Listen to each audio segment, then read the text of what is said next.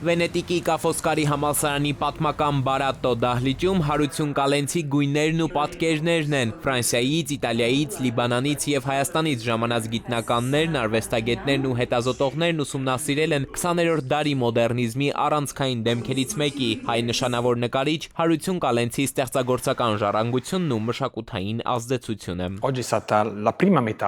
Համաժողովը հարուստ էր ելույթներով և հանդիպումներով։ Կարծում եմ այս համաժողովը սկիզբ կդնի Կալենցին նվիրված հետազոտությունների մի ամբողջ շարքի։ Նույնիսկ այն ուսումնասիրությունները, որոնք այսօր ներկայացվեցին, ի հայտ բերեցին որոշ ընդհանրություններ իտալական մշակույթի, Վենետիկի և նույնիսկ Վենետիկի Բիենալեի հետ։ Սրանք հուշումներ և ուղղություններ են ապագա հետազոտությունների համար։ Կոնֆերանսի թեման Կալենցի արվեստում աքսորի, հիշողության փոխհարաբերություններն են։ Միջազգային կոնֆերանսը ևս մեկ հնարավորություն է վերաիմաստավորելու արվեստագետի դերը հայկական ու համաշխարհային մոդեռնիզմում, մշակութային ու քաղաքական համատեքստերում, որոնք ձևավորել են Կալենցի ստեղծագործական ուղին։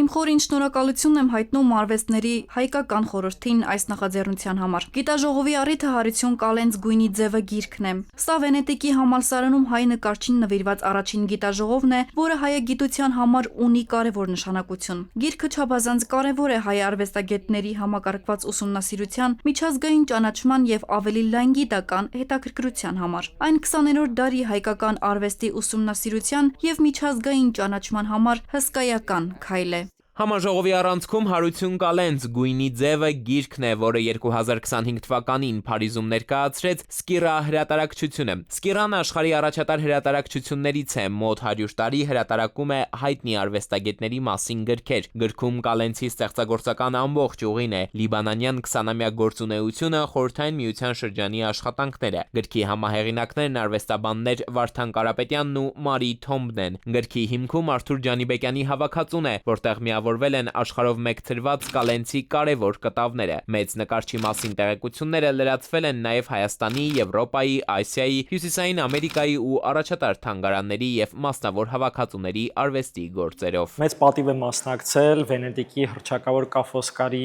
համալսարանում իրականացվող այս կոնֆերանսին, որ նվիրված է մեծանուն հայ արվեստագետ Հարություն Կալենցին։ Ուրախալի է, որ նա նման միջազգային ճանաչում է ստանում ոչ միայն Սկիռա հրատարակչության կողմից լույս ընծայնված գրքի շնորհիվ, այլև այս միջոցառումների շարքի միջոցով, թե Իտալիայում, թե Ֆրանսիայում, թե այլ երկրներում շատ կարևոր է, ինձ թվում է, հատկապես Հարություն Կալենցի գեղարվեստական ժառանգությունը ոչ միայն լոկալ հայկական իմաստով, այլ միջազգային իմաստով հանրայնացնելու առումով եւ հայկական 20-րդ դարի, այսպես ասած, ազգային մոդեռնիզմին առնչություն ունեցող արվեստագետների ներկայացումը